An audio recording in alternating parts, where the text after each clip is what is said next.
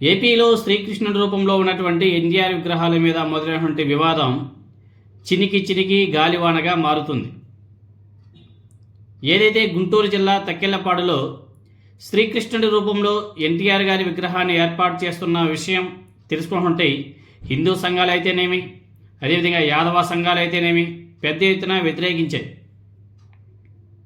ఆయన BCY party అధ్యక్షుడు రామచంద్ర యాదవ్ తక్కెళ్లపాడుకి వెళ్ళి విగ్రహం ఏర్పాటు చేయవద్దు అని చెప్పేసి ఆ నిర్వాహకులకు చెప్పడం జరిగింది.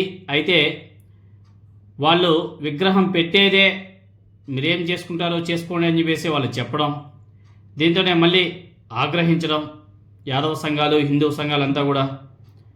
సో అలా అది చినికి చినికి పెద్ద ఇష్యూ అయిపోయింది.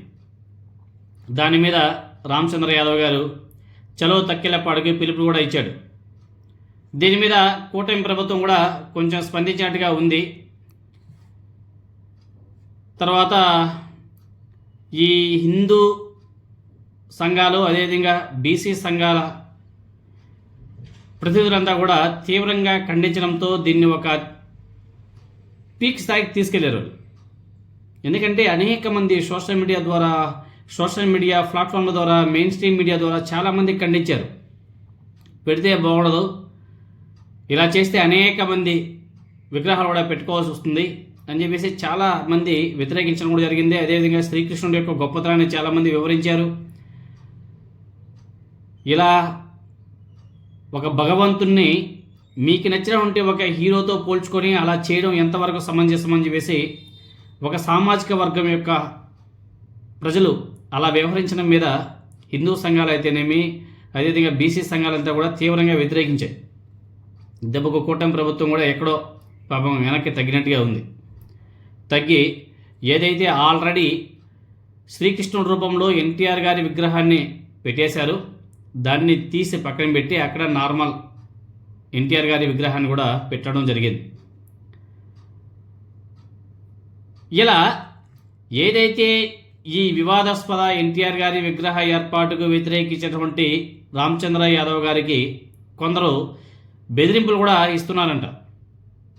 ఎందుకంటే ఆయనే ప్రశ్న పెట్టి మరీ మాట్లాడడం జరిగింది. నా మీద చాలామంది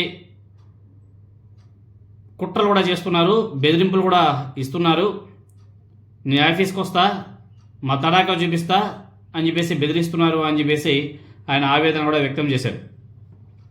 తప్పుడు కేసులు పెడతాం, దాడులు చేస్తాం, కుట్రలు చేస్తామని చెప్పేసి బెదిరిస్తున్నారంట.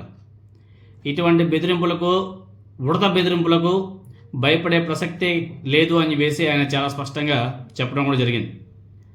తన మంగళగిరి పార్టీ ఆఫీస్కి కొంతమంది దుండగులు వచ్చి తన టార్గెట్ చేసి దాడులు చేస్తామని చెప్పేసి కూడా బెదిరించారంట. వాటికన్నిటికి కూడా బెదిరే ప్రసక్తే లేదు, మీ వల్ల అయ్యేది మీరు చేసుకోండి అని చెప్పేసి ఆయన చాలా స్పష్టంగా తేల్చి చెప్పడం కూడా జరిగింది. కొందరు పనిగట్టుకొని శ్రీకృష్ణుడిని అవమానించే విధంగా మాట్లాడుతున్నారు. శ్రీకృష్ణుడు ఎలా ఉంటాడో తెలుసా అనేసి రామచంద్ర యాదవ్ గారు మాట్లాడుతూ, ఎన్టీఆర్ వల్లే శ్రీకృష్ణుడికి ప్రాచుర్యం వచ్చిందనే అర్థం వచ్చేలా సోషల్ మీడియాలో పోస్టులు పెడుతున్నారు. అలా మత విద్వేషాలు రెచ్చగొట్టే వాళ్ళ మీద చర్యలు కూడా తీసుకోవాలని చెప్పేసి ఆయన కోరడం కూడా జరిగింది. దేవుళ్ళ రూపంలో నటుల విగ్రహాలు ఏర్పాటు చేసే సంస్కృతి నశించాలి, ఇది మంచి సంస్కృతి కాదు. అలా అయితే శ్రీకృష్ణుడి రూపంలో ఎన్టీఆర్ గారి విగ్రహాలు పెట్టుకోవాలా, అదేవిధంగా శివుడు రూపంలో చిరంజీవి గారి విగ్రహాలు, అదేవిధంగా ఇంకా చాలామంది ఉన్నారు ఆ వేషాలు వేసినటువంటి వాళ్ళంతా కూడా వాళ్ళ విగ్రహాలంతా కూడా పెట్టుకోవాలి. ఇంకా తర్వాత అమ్మవారి రూపంలో రమ్యకృష్ణని పెట్టుకోవాలా, రోజా గారిని పెట్టుకోవాలా, ఇంకా చాలామంది వ్యక్తుల యొక్క ఫోటోలు కూడా పెట్టుకోవాలి, విగ్రహాలు కూడా ప్రతిష్ఠించాలేమో. అలా అయితే పెట్టినా ఆశ్చర్యపోనక్కర్లేదు. ఎందుకంటే ఎన్టీఆర్ గారికి పెట్టినప్పుడు మాకు ఇష్టమైనటువంటి నటుల విగ్రహాలు ఎందుకు పెట్టుకోకూడదు అని చెప్పేసి కూడా మాట్లాడతారు. ఇప్పుడు ఎన్టీఆర్ గారి విగ్రహం పెడితే మెగాస్టార్ చిరంజీవి గారి అభిమానులు ఇంకా చిరంజీవి గారికి ఒక శివుడి వేషం వేసి విగ్రహాలు పెడతారు. అంటే దాన్ని కూడా ఖండించడానికి అవకాశం లేదు కదా. వీళ్ళేమంటారు, ఏం ఎన్టీఆర్ రామారావు గారికి శ్రీకృష్ణ రూపంలో విగ్రహాలు పెట్టినప్పుడు మేము పెట్టుకుంటే తప్ప అంటారు. తర్వాత రమ్యకృష్ణ గారి ఆ విగ్రహాల్ని అమ్మవారి రూపంలో తీర్చిదిద్ది పెట్టుకుంటారేమో వాళ్ళ అభిమానులు. పెట్టుకునే ఆశ్చర్యపోనక్కర్లేదు కదా. తెలుగు రాష్ట్రాల్లో గతంలో శ్రీకృష్ణుడి రూపంలో ఏర్పాటు చేసినటువంటి విగ్రహాలను వెంటనే తొలగించాలని చెప్పేసి 2 తెలుగు రాష్ట్రాల ముఖ్యమంత్రుల్ని ఆయన కోరడం కూడా జరిగింది, రామచంద్ర యాదవ్. దీనికోసం త్వరలోనే కోర్టును కూడా ఆశ్రయిస్తామని చెప్పేసి ఆయన తేల్చి చెప్పడం కూడా జరిగింది. అంటే వీళ్ళు చేసినటువంటి ఉద్యమం కానీ లేకపోతే వీళ్ళు ఒక తాటి మీదకి వచ్చి చాలా బాగా చేశారు. మొత్తానికి హిందూ సంఘాలు, అదేవిధంగా యాదవ్ సంఘాలు, బీసీ సంఘాలు వీళ్ళందరూ కూడా ఏకమై ఏదైతే ఎన్టీఆర్ గారి శ్రీకృష్ణ రూపంలో ఉన్నటువంటి స్టాచ్యూ ఏదైతే ఉందో దాన్ని రిమూవ్ చేసి నార్మల్ విగ్రహాన్ని కూడా అక్కడ ప్రతిష్ఠించడం కూడా జరిగింది. సో ఇటువంటివి జరగక ముందే కొన్ని చర్యలు తీసుకొని ఉంటే చాలా బాగుండేది కూటమి ప్రభుత్వం. ఈ కూటమి ప్రభుత్వం అధికారంలోకి వచ్చినప్పటి నుంచి ఈ వ్యవహారాలు ఎక్కువైపోయినాయి. విగ్రహాలు కూల్చడాలు, వీళ్ళకి ఇష్టం వచ్చే విగ్రహాలు పెట్టుకోవడాలు.